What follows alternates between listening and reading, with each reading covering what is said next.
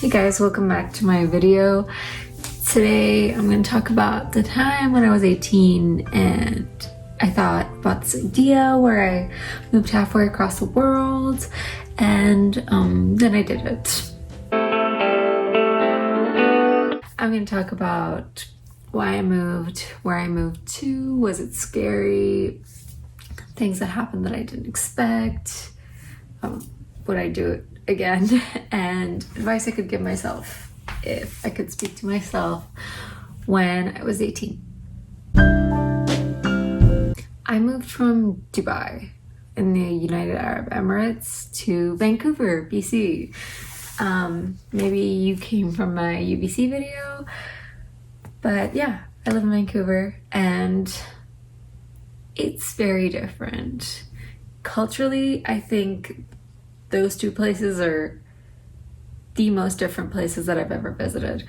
When I was little, we used to move around a lot, so I lived in a lot of different places in Europe. And so when I moved to Vancouver, I thought that I would be ready for the culture shock, even though everyone was warning me that it would be such a hard culture shock. I was like, no, like I'll be fine. Like I'm so used to it. I've traveled. Oh my God, let me tell you, I had a really hard time getting adjusted to life here, just culturally. I was no longer surrounded by all my friends. I was no longer surrounded by the same culture that I was. Like half the slang I used couldn't be used, and that's not even like a bad thing, but it was just kind of hard to get used to. So if you are thinking about moving halfway across the world, like I just want you to know that it's gonna be hard. Like culturally, it's probably gonna be very different. It is very far from each other. And Vancouver is a very diverse place, and so is Dubai. So I could have even had a worse culture shock if I moved somewhere like, I don't know, like Halifax. Yeah, just beware that you will probably get culture shock. I did. It was really bad. I used to visit like the art gallery all the time just to feel something, you know, just to feel something cultural.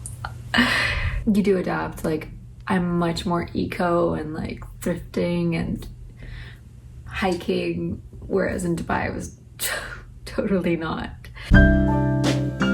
Why did I move here? I moved here for university, and a lot of how it was made possible was through my parents and their financial support. And I know that I'm very privileged and lucky to have had that. I don't think I could have done it, but I have had friends who did it without any financial support. And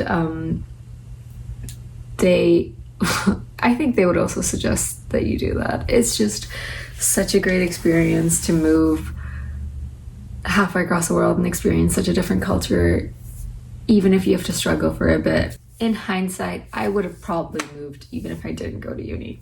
To be honest, I would have moved just because I didn't have a very good home life. I didn't really enjoy being with my family too much, and so I thought I would move for uni to the furthest possible place ever.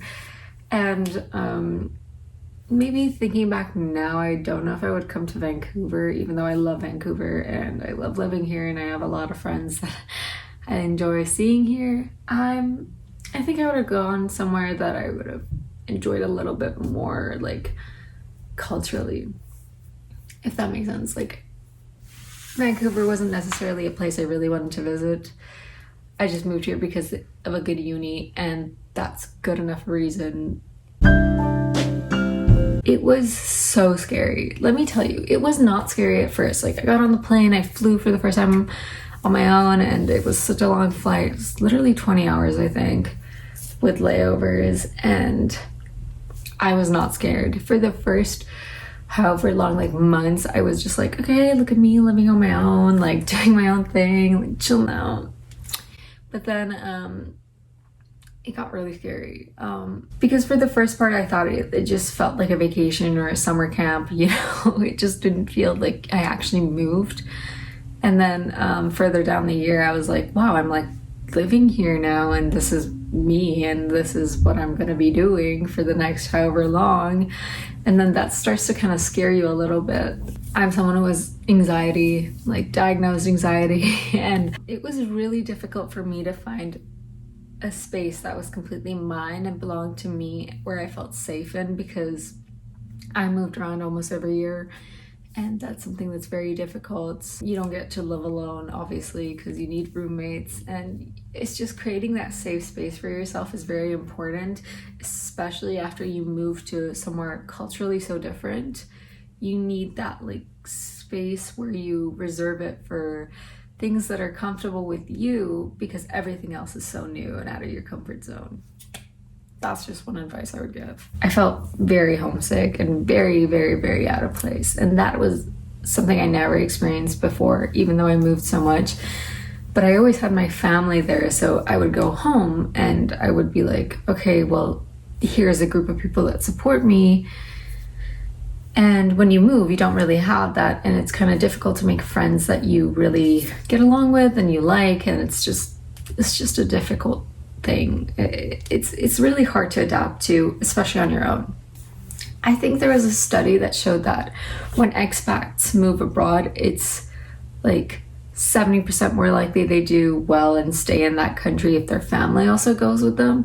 And even though I'm not an expat, as a student who moved, I think this is so true. It was so difficult to go through some of the things I went through alone. In hindsight, I think I would have moved somewhere closer to my parents.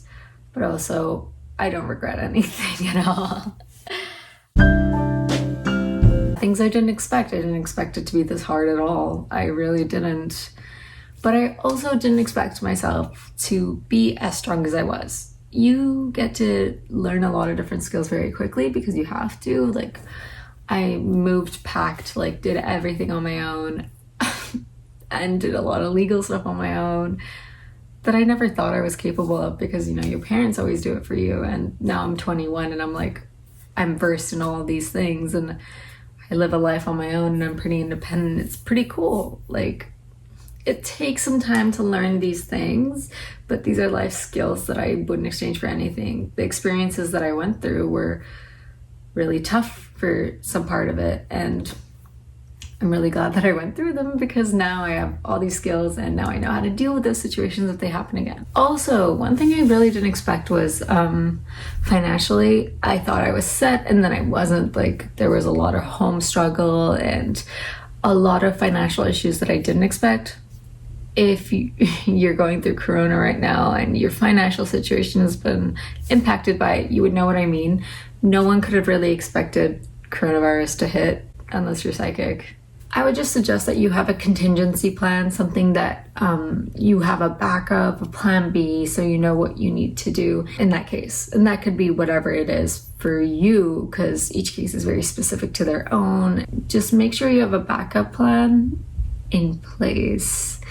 And this would be a good thing to work with, like, your parents on, and just understand what you need to do. And this is a part of adulting that may not be so fun, but you should have it in place. I would 110% do it again. I wish I could do it again. I would love to move again and just go to a completely different new place and just experience the culture again and go through all the hardships again and learn their culture and understand how they live and move in and adapt to their ways of life. It's really fun once you do it once, I think. I think it's a lot easier now for me to do it, and so it was a lot scarier when I was 18 and alone. And I think I'm a lot better at choosing friends properly. Like, when I first moved here, I was friends with everyone because it feels nice to make friends, and it's like nice, like, wow, I have friends in this new place and I don't feel so lonely anymore. But what's more important is making good friends, because making random friends, I'm not saying they're bad people, I'm just saying, like, sometimes they're just not there for you. You need a second family sometimes that you hang out with and love them, you know? But also just be there for yourself. Any advice I would give to my 18-year-old self / any 18-year-old going and doing this now, which is, I'm so proud of you. Good job. Like, it's crazy. It's crazy to do that, but I'm so proud of you. Like, incredible. Good job. Look at you go. You're such a bad bitch. It's really something that I'm very, very happy that people do, because I think everyone should experience a lot of different cultures and a lot of people just don't. So if you're brave enough to do this at 18, girl or boy, I'm proud of you. I would say take it easy. Like, things seem really, really hard when you're going through them, but trust me, everything works out. Everything works out in the end. And the biggest issues that I once thought were life-threatening are just things I don't even think about now. They're so irrelevant to my life now. A contingency plan, like I said before, is extremely important. Please have a backup plan. And just try to think of the problems that may arise from you going, like you feeling homesick or financial issues, and have a contingency for what you would do in each of those situations. It will make you a lot more comfortable going, and it will make your life a lot easier if or when those situations do happen. Don't slack off. You are capable of so many things. You literally moved all the way across the world. Please do not slack off, especially if you move for uni. Don't slack off. You're capable of so many things, and you can do the things you want, and you have the courage to move across the world. I think you have the courage to do the things you want to do. Don't slack off and do the things you want to do. Don't stop now is what I'm trying to say. This isn't like your final destination. It's all about like going through all of it and having a good life.